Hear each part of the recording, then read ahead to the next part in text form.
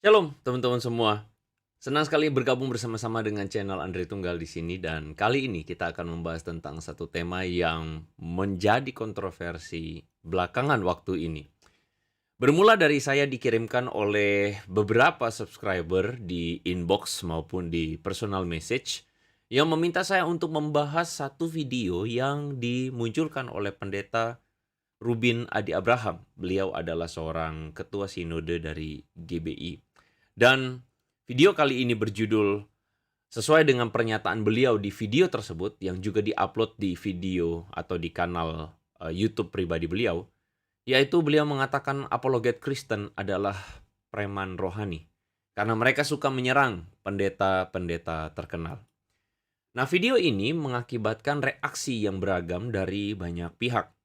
Dari kelompok apologet sendiri, beberapa teman-teman saya mereaksi dengan negatif. Beberapa bereaksi dengan biasa saja. Sedangkan bagi mereka yang berada di akar rumput yang adalah awam, agak bingung dengan pernyataan dari ketua sinode GBI ini. Dan sedangkan mereka yang berasal dari luar pihak Kristen, malah kemudian merasa bahwa akhirnya ada alasan untuk kemudian menyerang dan menjatuhkan para apologet Kristen. Kita saksikan dulu apa yang menjadi video atau pernyataan dari pendeta Rubin Adi Abraham ini. Mari kita saksikan. Banyak orang sekarang, saudara, jadi YouTuber Kristen, lalu menyebut diri apologet, lalu dia salah-salahkan pendeta lain. Mereka menyebut diri apologet, saya menyebutnya preman rohani. Waduh, rasa diri paling pinter, paling benar. Dia cari topik-topik yang kontroversial, serang orang sana sini. Dan yang diserang mesti pendeta-pendeta yang terkenal. Nobody, nggak ada orang kenal, tiba-tiba menjadi somebody karena dia berani menyerang pendeta A, B, C, D. Lihat track recordnya, lihat buahnya. Siapa dia? Menggembalakan di gereja mana? Pelayanannya apa? Buah-buahnya apa? Kadang nggak jelas, saudara sekalian. Mereka menyebut diri apologet, saya menyebutnya preman rohani. Wow, perkataan yang sangat-sangat keras. Preman rohani. Dan saya pikir nanti sebentar lagi perkataan dari pendeta Rubin Adi Abraham ini akan digoreng juga sama mereka yang senantiasa kompornya meleduk dan kebakaran jenggot ketika para apologet Kristen bersuara, ya. Tetapi anyway, itulah sebabnya kenapa saya ingin kita sama-sama membahas tentang pernyataan dari pendeta Rubin Adi Abraham ini, karena saya yakin bahwa sebenarnya perkataan beliau ini punya konteks dan mari kita lihat secara objektif. Saya berharap bahwa video atau siaran kali ini akan menjadi sebuah pembelajaran buat semua pihak. Baik kepada pihak apologet Kristen sendiri untuk mari kita merenungkan dan merefleksikan diri lagi. Baik kepada pihak dari mungkin para pendeta atau pastor yang diwakilkan suaranya oleh mungkin pendeta Rubin Adi Abraham. Juga boleh sama-sama saling merefleksikan atau kritik begitu ya. Dan juga buat kepada orang-orang Kristen tentu saja jemaat untuk bisa saling melihat ini dengan lebih objektif dan melihat dari sisi-sisi yang berbeda. Dan apalagi buat mereka yang non-muslim. Saya berharap video ini malah membuat kalian semua melihat bahwa kami tidak anti kritik. Kita akan iris tipis-tipis pernyataan ini sesudah yang berikut ini.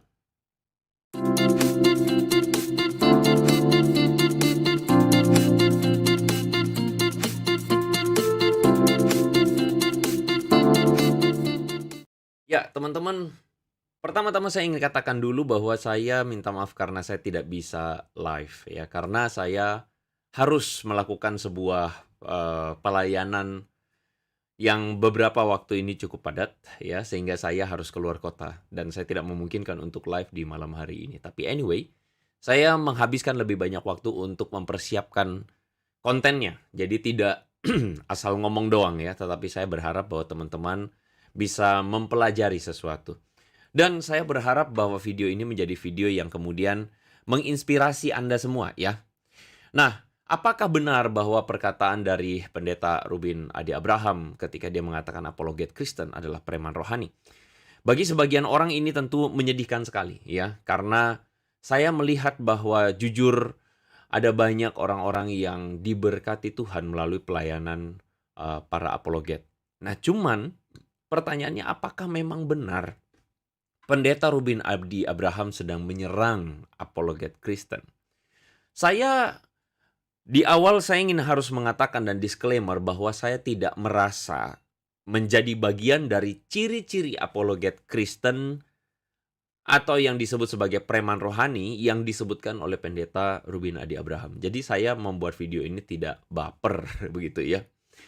Dan sedihnya adalah pernyataan dari Pendeta Rubin Adi Abraham ini terkesan sedang menggeneralisasi semua YouTuber atau apologet Kristen sebagai preman rohani. Nah, ini yang membuat teman-teman apologet itu tidak terima, gitu ya. Nah, cuman saya meyakini bahwa Pendeta Rubin ini tidak sedang bermaksud buruk. Dia tidak sedang bermaksud untuk menggeneralisir semua apologet Kristen. Karena itu, sebenarnya memang butuh klarifikasi. Dan adalah baik jika Pendeta Rubin Adi Abraham juga bisa memberikan sebuah pernyataan klarifikasi yang jelas. Saya, Andre Tunggal, saya sedang berbicara atas nama diri saya sendiri, tidak merupakan atas nama gereja ataupun institusi apapun. Dan saya ini menempatkan diri sebagai seorang pelayan gereja dan apologet. Jadi saya harus mengakui, saya harus mengatakan kepada Anda semua bahwa mungkin sebagian dari Anda mengatakan, kenapa Bang Andre mau kemudian mengeluarkan video ini? Apa kapasitas Bang Andre? Begitu ya. Saya adalah seorang juga pelayan di gereja secara full time. Saya adalah seorang yang berada di dalam barisan hamba Tuhan. Meskipun saya tidak mau menyebut diri saya sebagai seorang pastor atau pendeta, karena menurut saya jabatan itu punya tanggung jawab yang begitu berat. Ya, saya menghargai rekan-rekan pendeta atau pastor yang melakukan tugasnya dan panggilannya dengan sungguh-sungguh dan setia. Itu saya menghargai sekali. Tetapi di satu sisi saya juga adalah seorang apologet yang dari awalnya saya juga tidak mau menyebut diri saya apologet. Saya cuma ingin menyebut diri sebagai orang biasa saja. Orang Kristen yang kebetulan belajar dan berbagi pengetahuan. Tetapi akhirnya saya menerima sebuah kenyataan bahwa mau tidak mau saya juga disebut sebagai apologet karena saya pun melakukan apologetika dan saya melakukannya dengan sebuah kesungguhan, bukan asal nyablak atau asal ngomong begitu. Jadi saya adalah seorang pendeta, saya adalah seorang hamba Tuhan yang juga melayani di pemberitaan firman Tuhan, tapi saya juga adalah seorang yang cukup aktif untuk bisa membantah tuduhan-tuduhan miring dan negatif dari pihak non-Kristen ya kepada kekristenan, termasuk juga meluruskan segala pandangan-pandangan yang miring dan keliru tentang kekristenan.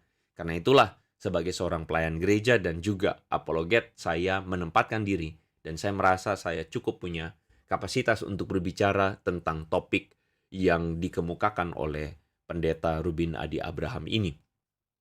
Karena itu, saya ingin mengajak malam hari ini, sebenarnya nggak malam sih, ini sudah mulai pagi. Saya merekam video ini untuk bisa menjadi sebuah pembelajaran buat kita semua ya. Kita akan melihat atau kita akan membahas tentang perkataan dari Pendeta Rubin Adi Abraham yang saya harapkan bisa kita jadi pembelajaran buat kita semua. Mari kita saksikan satu-satu ya. Banyak orang sekarang saudara jadi YouTuber Kristen, lalu menyebut diri apologet, lalu dia salah-salahkan pendeta lain, tembak orang dengan ayat-ayat. Waduh, rasa diri paling pinter, paling bener. Kalau orang mau pansos, menaikkan ratingnya, subscribernya, viewernya, dia cari topik-topik yang kontroversial, serang orang sana sini. Dan yang diserang mesti pendeta-pendeta yang terkenal. Siapa itu? Nobody, nggak ada orang kenal. Tiba-tiba menjadi somebody karena dia berani menyerang pendeta A, B, C, D. Ya, teman-teman Anda bisa melihat semua bahwa ada sebuah konteks yang kemudian membuat Pendeta Rubin Adi Abraham mengatakan bahwa apologet Kristen adalah preman rohani. Sebenarnya dia sedang menyebut tentang sekelompok YouTuber Kristen yang menyebut dirinya apologet. Jadi ada YouTuber-YouTuber Kristen nih yang kemudian dia mengatakan menyebut dirinya apologet gitu ya. Dan ciri-ciri dari mereka yang menyebut diri apologet menurut pendeta Ruben Adi Abraham ini adalah mereka yang sikapnya suka menyalahkan pendeta lain ya. Jadi suka tembak-tembak dengan ayat dan merasa diri paling benar. Ini menurut perkataan dari pendeta Rubin ya. Sehingga bagi pendeta Rubin yang mereka lakukan ini adalah sebuah pansos dengan melalui topik-topik kontroversi dengan menyerang pendeta-pendeta yang terkenal begitu. Nah, dari konteks ini kita sebenarnya bisa mengambil kesimpulan bahwa pendeta Rubin Adi Abraham tidak sedang menyerang semua apologet Kristen. Ini menurut saya ya. Bagaimana menurut teman-teman? Mungkin teman-teman berpendapat lain, boleh komentar atau silakan tulis di kolom komentar. Tetapi menurut saya, kalau saya melihatnya dengan kepala dingin, sebenarnya pendeta Rubin tidak sedang menyindir semua YouTuber Kristen atau semua apologet, tidak. Tapi dia sedang menyindir YouTuber Kristen yang menyebut dirinya apologet, tapi pansos dengan menyerang pendeta-pendeta terkenal menurut beliau. Kadang kalau saya bilang pendeta terkenal itu geli juga hati saya ya. Nah, itulah sebabnya kenapa saya tidak merasa disindir oleh pendeta Rubin ketika mendengar statement dari beliau ini. Ketika saya dikirimin, saya dengerin, saya putar sekali lagi, saya pikirin, oh, saya pikir beliau tidak sedang menyindir semua apologet Kristen kok. Nah, cuman bagi banyak orang pernyataan pendeta Rubin ini kemudian misleading ya, dalam arti membuat mereka berpikir bahwa pendeta Rubin sedang mengoposisi para apologet Kristen.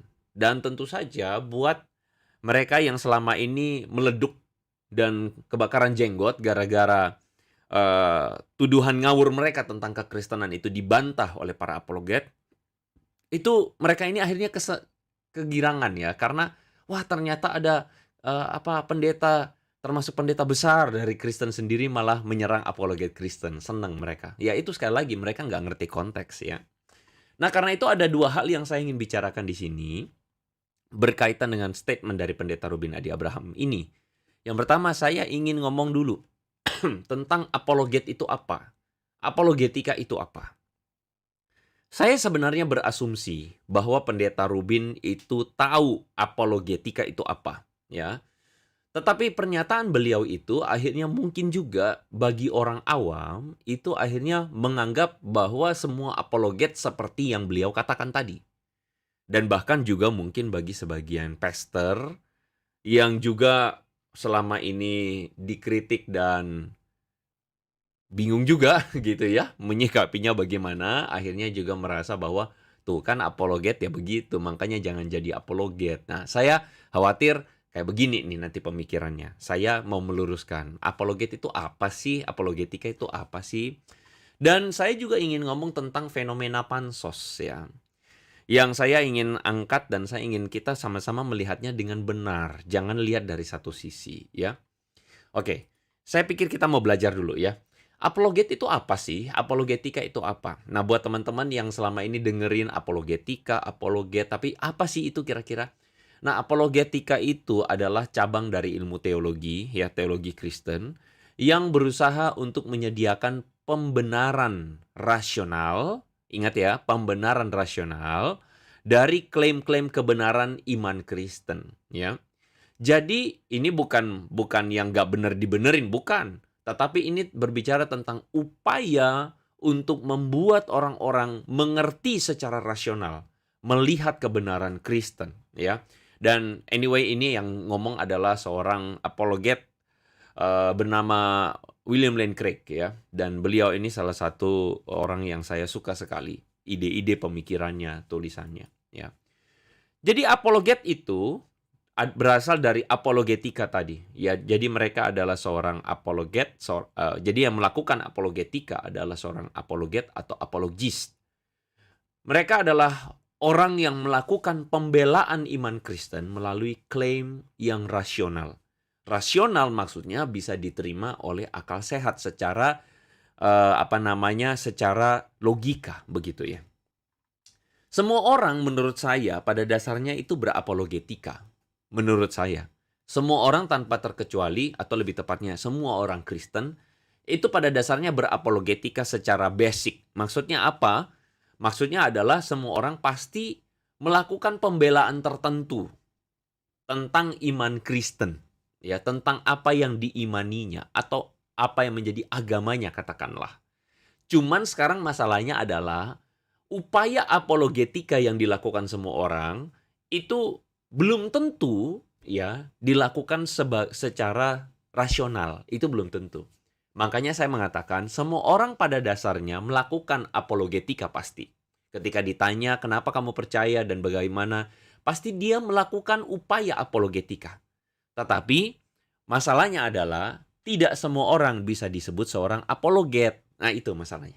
Tidak semua orang bisa disebut apologet. Kenapa? Karena menjadi seorang apologet itu artinya orang itu secara sungguh-sungguh melakukan upaya apologetika dengan bertanggung jawab. Dengan belajar, dengan rasional, dengan mempelajarinya, mengamatinya, memikirkannya, dan kemudian memberikan pembelaan yang terstruktur. Makanya saya bilang, semua orang bisa berapologetika, tetapi tidak semua orang bisa menjadi apologet yang memang secara mengkhususkan diri melakukan apologetika. Itu tidak semua, begitu. Nah, karena itulah saya mengatakan bahwa ada seorang yang melakukan apologetika dengan keseriusan. Tapi masalahnya ada juga yang menyebut dirinya dengan sebutan apologet, tetapi sebenarnya memakainya dengan motif yang lain. Secara jujur saya harus mengatakan demikian, karena saya ada dalam dunia tersebut dan saya mengamati. Saya melihat ada orang-orang yang sebenarnya mungkin seperti perkataan Pendeta Rubin Adi Abraham melakukan pansos. Bisa jadi begitu ya, dengan menggunakan apologetika atau berapologetika, karena ini isu yang ramai mau dilirik orang, begitu ya. Nah, sehingga ketika Pendeta Rubin Adi Abraham mengatakan ada YouTuber mengaku apologet. Ya, kalau tadi saya sudah self-kritik kepada kelompok apologet karena saya pun seorang apologet, maka saya pun ingin melakukan self-kritik kepada mereka yang menyebut dirinya pastor, hamba Tuhan, begitu. Fenomena YouTuber yang mengaku apologet sebenarnya sama saja menurut saya dengan fenomena orang Kristen yang mengaku pastor. Karena sama halnya ada sebagian orang menyebut dirinya apologet. Ini saya ingin melakukan sebuah pernyataan balik juga kepada Pendeta Rubin Adi Abraham dan rekan-rekan hamba Tuhan. Ada sama halnya orang mengaku diri sebagai apologet itu banyak dan mudah, padahal belum tentu mereka berapologetika dengan benar. Masalahnya adalah sama juga dengan sebagian orang yang menyebut dirinya pastor atau pendeta. Apalagi ada gereja-gereja tertentu yang dengan mudahnya mempendetakan seseorang tanpa kualifikasi yang benar. Saya pikir ini kita sebagai seorang atau berada dalam lingkungan hamba Tuhan harus self-kritik ya. Harus berani untuk mengkritik diri sendiri ya. Atau bahkan mengkritik institusi sebagian, tidak semua ya, sebagian gereja juga yang mudah sekali mempendetakan seseorang. Jadi pendeta muda lah dan sebagainya. Hanya sekolah 3 bulan, lalu kemudian tidak belajar baik dengan utuh, udah jadi pendeta. Nah, saya pikir ini fenomenanya sama saja. Kalau yang dikritik adalah ada YouTuber mengaku diri apologet, maka ini adalah hal yang sama. Ada aktivis yang kemudian tiba-tiba jadi pendeta, jadi pastor. Nah, sebagian dari pastor dadakan itu akhirnya tidak memperlengkapi jemaat dengan semestinya dan sibuk untuk meninabobokan jemaat dengan doktrin-doktrin yang dangkal. Misalnya ada seorang pendeta, berprofesi pendeta. Saya pikir tidak ada salahnya saya ngomong. Kenneth Copeland dari Amerika yang mengajarkan kepada jemaatnya bahwa Alkitab itu mengajarkan untuk menjadi seorang kaya. Jadi kalau jadi orang miskin itu ada salahnya, ada yang salah, ada dosanya. Bahkan dalam video yang lain dia mengatakan bahwa orang miskin itu seperti kelompok iblis katanya. Seorang Kenneth Copeland pun menurut media di luar dan akhirnya banyak sekali yang akhirnya menyetujui bahwa dia melakukan atau menjual ayat-ayat firman Tuhan untuk kekayaan pribadi, dan dia mengajak atau menggalang dana uang jemaatnya untuk membeli jet pribadi. Bagi saya, seorang pendeta full timer, it's too far, terlalu jauh untuk membeli jet pribadi. Itu terlalu jauh, terlalu kelewat batas menurut saya. Itu tidak layak dilakukan oleh seorang full timer pendeta, begitu ya. Bahkan ada juga pendeta yang secara terang-terangan, yaitu Creflo Dollar ya. Dia ini menggalang dana untuk bisa membeli jet pribadi, begitu ya. G650 ini adalah sebuah pesawat jet pribadi yang dia mematok bahwa orang yang mau menyumbang itu harus minimal $300. Buat saya, jujur kata, saya melihat ini adalah sebuah jualan. Agama dijadikan sebuah jualan, dan bagi saya ini tidak layak untuk dilakukan seorang hamba Tuhan, seorang yang mengaku dirinya hamba Tuhan. Makanya kenapa saya mengatakan bahwa ini adalah pester dadakan.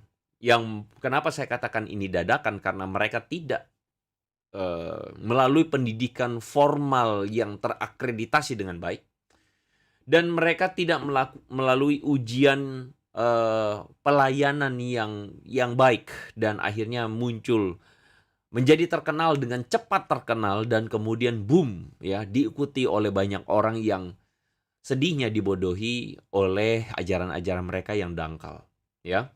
Mereka tidak memperlengkapi jemaat dengan semestinya, dan mereka hanya meninabobokan jemaat, dan kemudian pada akhirnya demi kepentingan diri sendiri.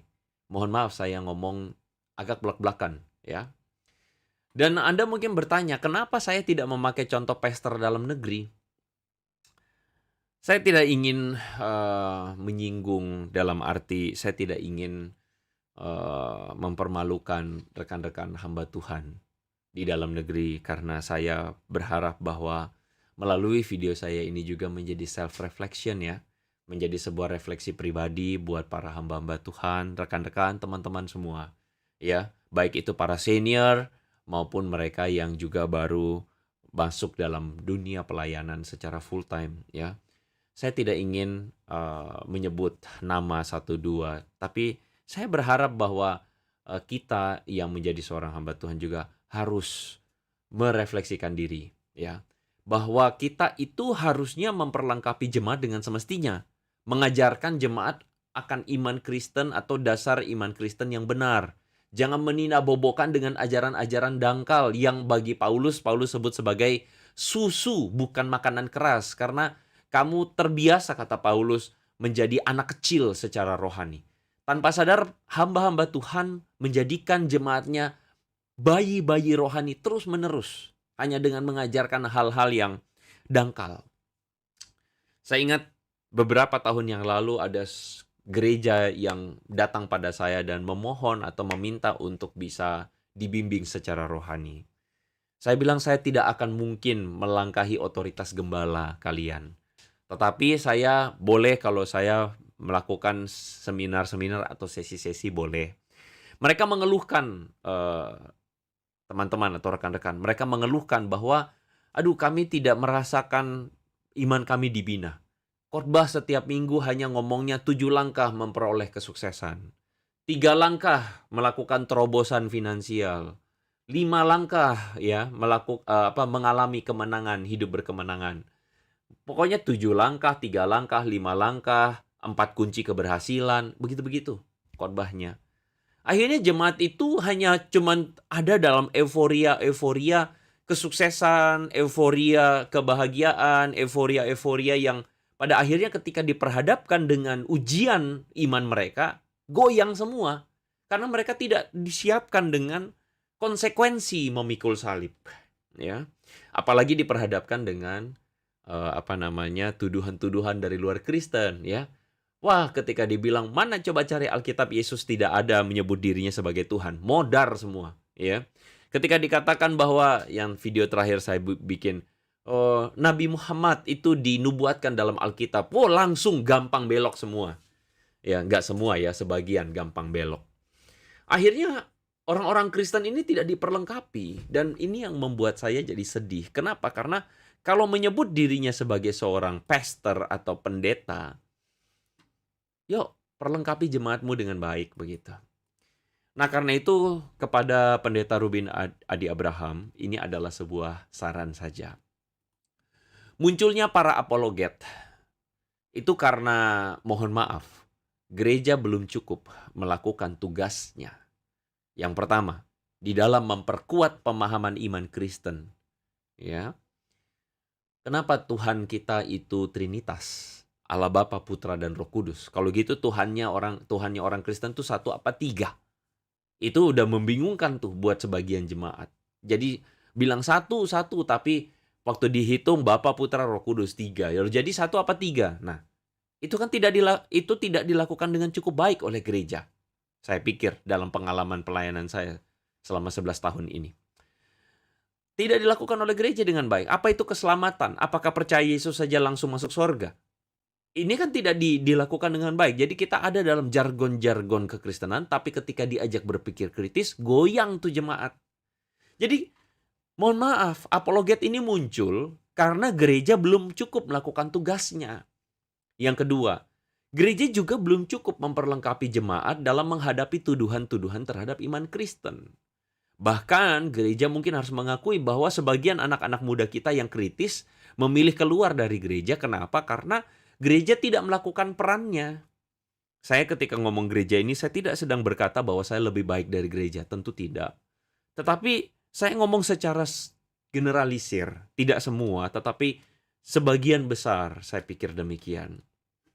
Fenomena munculnya apologet karena gereja belum cukup melakukan tugasnya ini, dan apologet akhirnya mengambil tempat untuk melakukan tugas pembinaan iman, dan juga memberikan jawaban terhadap tuduhan-tuduhan iman Kristen. Saya pikir harus diakui ini. Ketika jemaat bingung dengan berbagai tuduhan terhadap Kristen, pertanyaan saya adalah, para pastor itu kemana?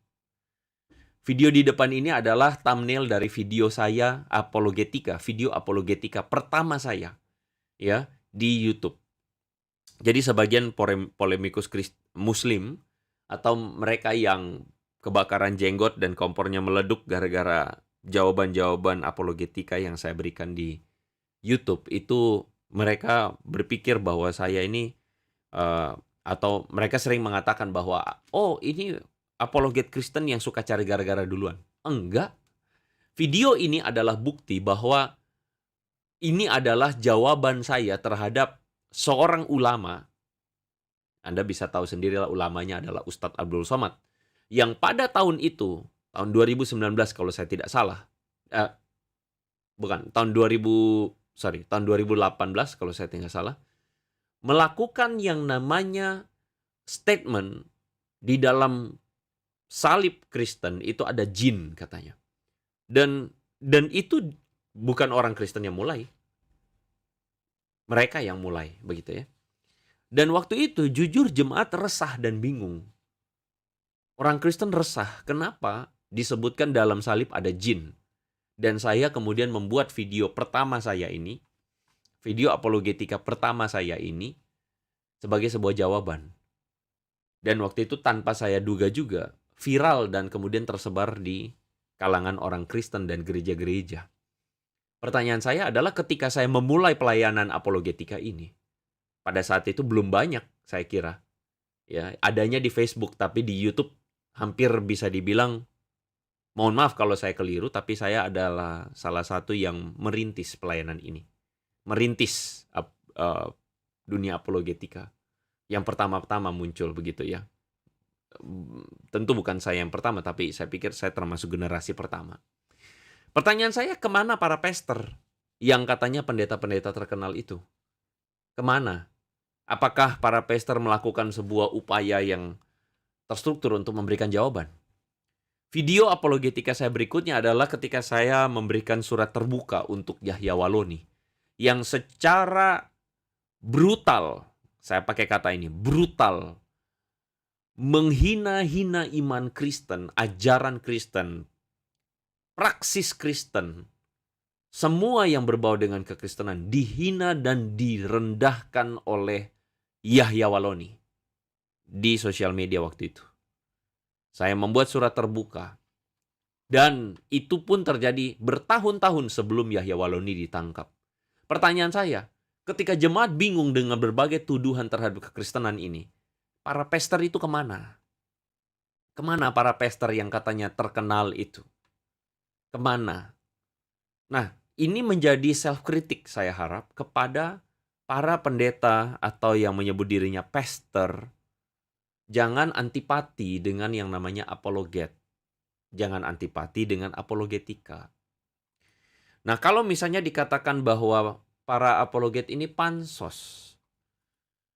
Panjat sosial itu adalah sesuatu yang wajar dalam dunia sosial media. Perhatikan, jangan salah tangkap dengan perkataan saya. Saya tidak mengatakan, oh kalau gitu mari kita pansos. Oh, tidak. Saya ingin mengatakan panjat sosial itu wajar dalam sosial media. Kenapa? Begini, kalau Anda terlibat dalam dunia sosial media, Anda terlibat secara bagaimana algoritma berpikir sosial media, maka Anda akan paham bahwa mau tidak mau, seorang yang ingin membesarkan pengaruhnya di dunia sosial media, itu harus membahas hal-hal yang memang ramai dibicarakan, atau katakanlah orang-orang tertentu membicarakan orang-orang yang terkenal. Supaya apa? Supaya videonya atau kontennya bisa direkomendasikan. Itu wajar. Dan sebenarnya meskipun bukan seorang sosial media pun, seorang yang bergerak di bidang sosial media pun, katakanlah pastor begitu, itu pun melakukan yang namanya panjat sosial dalam konteks tertentu. Ya, dalam hal misalnya dia membahas hal-hal populer, itu pun yang disebut sebagai panjat sosial. Cuman kata pansos ini kan sudah negatif hari ini, ya. Negatif karena apa? Dianggap cuma cari sensasi doang gitu. Nah, cari sensasi atau melakukan sesuatu yang sensasional itu perlu, tapi dilakukan secara etis. Itu yang membedakan antara orang Kristen dan tidak. Ya. Seorang Kristen itu seharusnya memperhatikan prinsip etis dalam melakukan pansos. Membahas hal yang viral boleh, membahas tokoh yang viral boleh, tapi harus dilakukan secara etis, bukan hanya dilakukan secara serampangan dan bodoh. Anyways, video saya kemarin nama saya digorengkan untuk dipansos, untuk menjadi bahan pansos oleh beberapa channel polemikus Muslim. Nama Andre Tunggal dipakai, ya Andre Tunggal. Kenapa? Karena singgung Andre Tunggal langsung view-nya tinggi, ya. Saya bukan mau bilang saya terkenal, saya juga nggak demen untuk jadi orang terkenal. Tapi saya melihat akhirnya ada tuh ya si mualaf yang katanya mantan pendeta itu, dia pakai nama Andre Tunggal ngebahas tentang sawah. Apa hubungannya sawah dengan Andre Tunggal? Ada beberapa video yang lain membahas tentang Andre Tunggal, tetapi tidak membahas argumen saya, cuman putar video saya terus ketawa-ketawa. Itu namanya pansos, ya, yang tidak dilakukan secara etis. Nah, kami para apologet Kristen harus punya standar dan harus dilakukan secara etis. Yang saya harus akui bahwa tidak semua apologet Kristen itu melakukannya dengan etis, ya. Memang ada yang mengaku sebagai apologet karena alasan pansos, itu ada. Termasuk menyerang pendeta-pendeta terkenal itu. Jadi mohon maaf kepada para rekan-rekan pastor, pendeta yang mungkin tersinggung. Karena apa? Karena digoreng habis-habisan oleh para orang-orang yang menyebut dirinya apologet, begitu ya. Nah, cuman saya ingin mengajak sekali lagi, mari kita kritik diri sendiri juga ya. Bukankah respon yang dinantikan jemaat adalah respon para pastor yang tadinya dikritik itu, meresponinya seperti karakter Kristus dong, gitu loh. Jadi jangan anti kritik, ya. Nah, saya sayangkan adalah kita hanya bisa kita tidak menjawab kritik orang. Kita hanya bisa kemudian melakukan ad hominem, ya. Kita hanya menyerang karakter atau menyerang pribadi dari si pengkritik dengan sebutan, wah ini pansos, dengan sebutan, wah kamu ini apologet.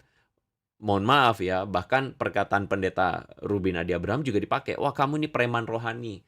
Cuman bisa ad hominem, kamu tidak menjawab kritiknya.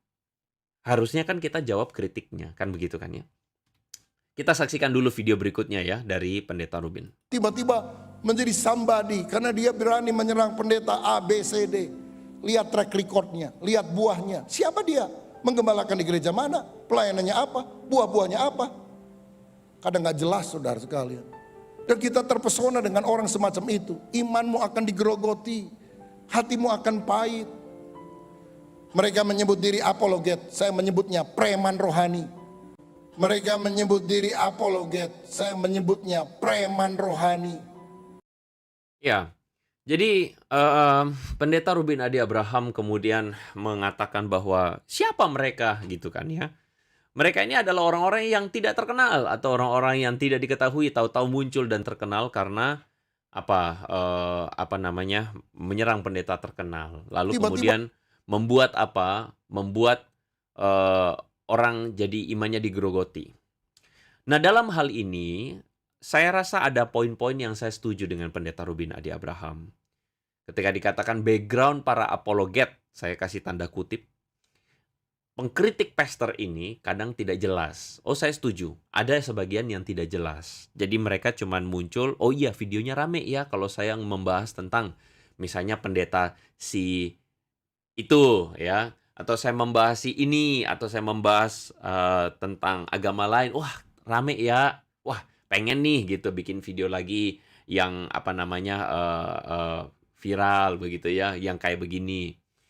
Nah, cuman kadang background mereka memang tidak jelas. Dan menurut saya background itu akan menolong untuk supaya bisa melihat sesuatu dengan clear ya. Meskipun saya kok yakin bahwa memang tidak semua harus benar-benar menjadi pendeta begitu. Nanti kita akan bahas. Saya pun setuju kalau bahwa ada iman jemaat yang akhirnya digerogoti menurut istilah dari pendeta Rubin dan hatinya pahit. Itu saya setuju.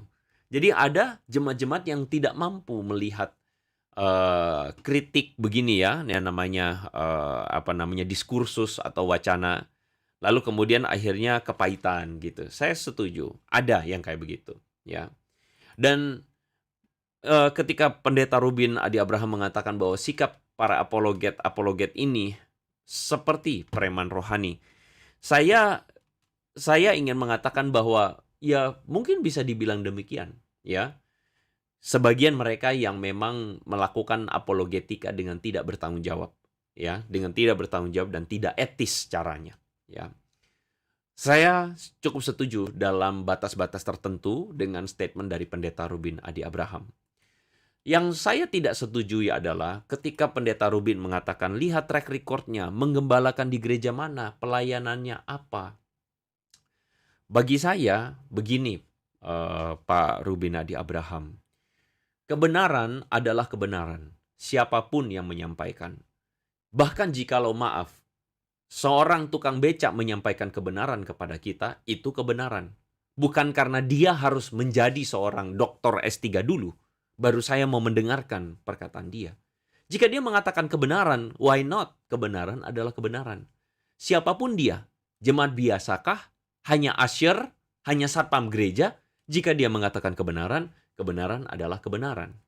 Saya rasa tidak layak kalau kita kemudian mengkategorikan atau memfilter seseorang yang layak berkata kebenaran, itu berdasarkan dia pernah menggembalakan gereja atau tidak. Menurut saya itu tidak tepat. Tidak tepat ketika kita mengatakan yang boleh didengar adalah mereka yang sudah melakukan pelayanan begini dan begitu, apalagi sudah punya karunia begini dan begitu. Menurut saya itu tidak tepat ya. Meskipun track record pelayanan itu perlu untuk menjadi seorang yang punya sebuah otoritas tertentu di dalam mengambil keputusan atau mengeluarkan statement. Tetapi saya rasa semua orang bebas berpendapat Dan kita harus melihat pendapatnya itu benar atau tidak, bukan berdasarkan siapa dia. Begitu. Nah, saya pikir memang betul bahwa terbuka kemungkinan bahwa yang disampaikan para preman rohani itu dalam tanda kutip, itu ya memang benar. Jadi kebenaran itu bukan tergantung dia menggembalakan gereja atau tidak. Bahkan saya pikir kebenaran itu bahkan bisa disampaikan oleh seorang jemaat yang sudah sepuh di gereja, ya. Meskipun dia tidak menggembalakan gereja, meskipun dia adalah seorang jemaat biasa, tapi ketika dia berkata, jika itu benar, kenapa tidak? Begitu. Malah menurut saya lebih elok jika para pastor itu menjadi humble. Pelayan Tuhan, setinggi apapun jabatannya di gereja, bukankah seharusnya tetap harus rendah hati, menerima masukan, menerima kritik? Benar demikian, bukan? Dan jika kritikannya benar, saya pikir harus disikapi dengan rendah hati. Jika kritiknya keliru, sikapilah dengan penjelasan yang baik. Jadi saya juga ingin mengajak untuk para pastor ini self-reflect, ya, merefleksikan diri lagi. Lebih elok lah kalau misalnya para pastor ini jangan anti kritik. Humble gitu loh, rendah hati. Kalau kritiknya benar, terima. Jangan berkilah, jangan kemudian menyerang atau menuduh balik. Saya rasa itu tidak pantas, ya. Karena itu pesan kepada sesama hamba Tuhan, jangan sombong karena posisi, ya. Banyak jemaat tidak sekolah teologi mungkin, tapi karakter rendah hati mereka itu patut ditiru, ya. Dan jangan hanya karena kita itu hamba Tuhan, ironisnya kita lupa menghamba, bahkan malah menggeser Tuhan, lalu kita jadi anti kritik. Kita merasa diri kita sudah jadi pastor terkenal, lalu kemudian kita sudah tidak lagi bisa dikritik oleh siapapun, ya. Jadi Pendeta Rubin, saya juga ingin mengatakan bahwa tidak semua pelayan Tuhan itu harus terbukti menggembalakan jemaat di gereja.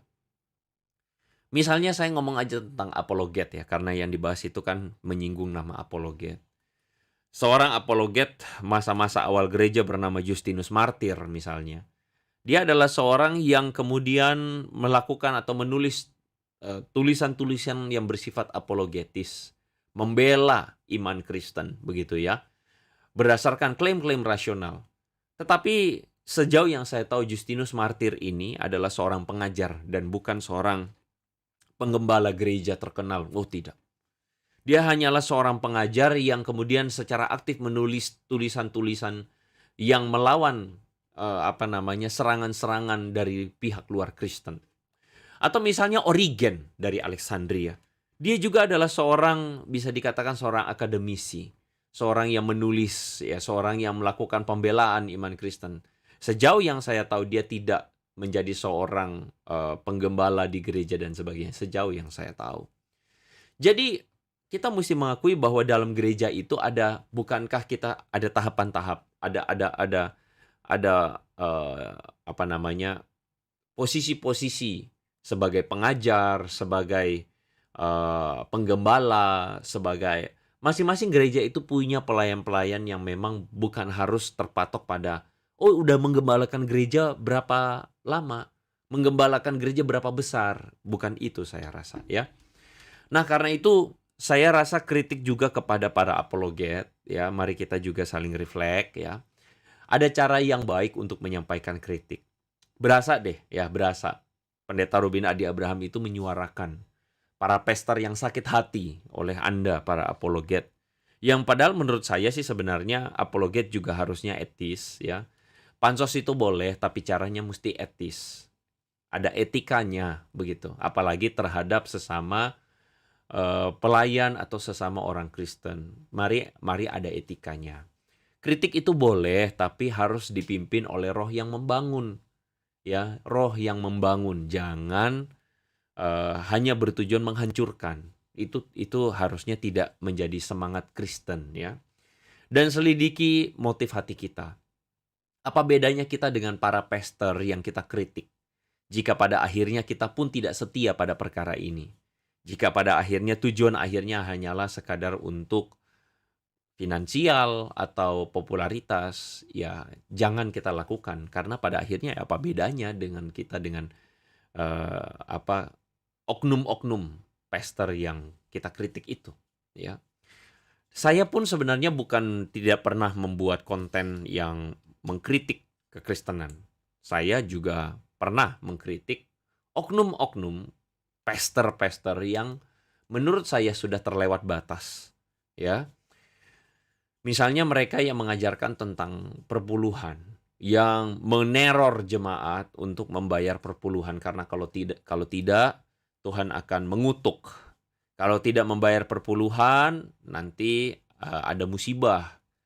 Bahkan mengajarkan harus bayar perpuluhan supaya apa? Diberkati Tuhan. Saya kira itu adalah pengajaran-pengajaran yang berlebihan dan tidak pantas diajarkan karena kita sedang membelokkan apa yang menjadi pesan firman. Nah, kepada hamba-hamba Tuhan ini saya blur mereka. Saya berusaha seetis mungkin berkaitan dengan hal yang beginian, ya. Saya bantah ketika ada yang mengatakan gereja itu seperti restoran Padang. Kamu makan di situ, bayar di situ. Saya pikir harusnya semangat gereja nggak begitu ya. Nah, saya berusaha seetis mungkin dan saya gali ayat-ayat tentang perpuluhan, ya. Nanti mungkin linknya saya taruh, ya. Jadi saya gali dan saya bahas. Saya lakukan ini dengan bertanggung jawab. Bahkan kepada pandangan yang mengatakan, oh ini pasti gereja karismatik, ini isinya duit melulu. Saya pun mengangkat contoh ada gereja karismatik yang tidak ngomong soal duit kok. Bahkan perpuluhannya tidak masuk kantong pendeta kok. Ya, jadi perpuluhannya pun dipakai untuk pelayanan gereja dan saya berusaha seetis mungkin. Jadi seobjektif mungkin, berimbang pemberitaannya, jangan cuman ngomong hal yang sensasional terus ujung-ujungnya membuat orang sakit hati gitu ya. Membuat jemaat sakit hati. Sebagai sebuah penutup teman-teman, saya ingin mengingatkan bahwa apologetika itu seperti 1 Petrus pasal 3 ayat 15 mengatakan, kuduskan Kristus dalam hatimu sebagai Tuhan. Siap sedialah pada segala waktu memberikan pertanggungan jawab kepada tiap orang yang meminta pertanggungjawaban dari kamu tentang pengharapan yang ada padamu. Tapi haruslah dengan lemah lembut dan hormat. Saya kira ayat ini adalah ayat yang cukup lengkap. Memberitahu kepada kita bagaimana seharusnya orang Kristen itu. Yang pertama, orang Kristen itu harus memberikan pertanggungan jawab. Karena Petrus mengajarkan ini atau menuliskan ini kepada jemaat. Jadi jemaat itu harus siap memberikan pertanggungan jawab, yaitu berapologetika. Ya. Pertanggungan jawab ini, atau dalam bahasa Yunaninya apologian, itu adalah sebuah bagian dari kehidupan orang Kristen, di mana orang Kristen harus bisa memberikan jawaban terhadap pertanyaan tentang iman kita. Begitu ya. Tetapi orang yang melakukan apologetika itu harus menguduskan Kristus, atau dengan kata lain, dasarnya itu adalah harus mengasihi dan melayani Kristus. Bagaimana caranya mempertanggungjawabkan iman? Kontennya adalah pertanggungjawaban iman. Caranya bagaimana? Caranya harus rendah hati, lemah lembut, dan menghargai. Saya kira hal ini penting supaya kita tidak lagi memperburuk citra apologetika yang saya pikir belakangan ini juga mungkin dipakai sebagian orang sebagai komoditi, ya.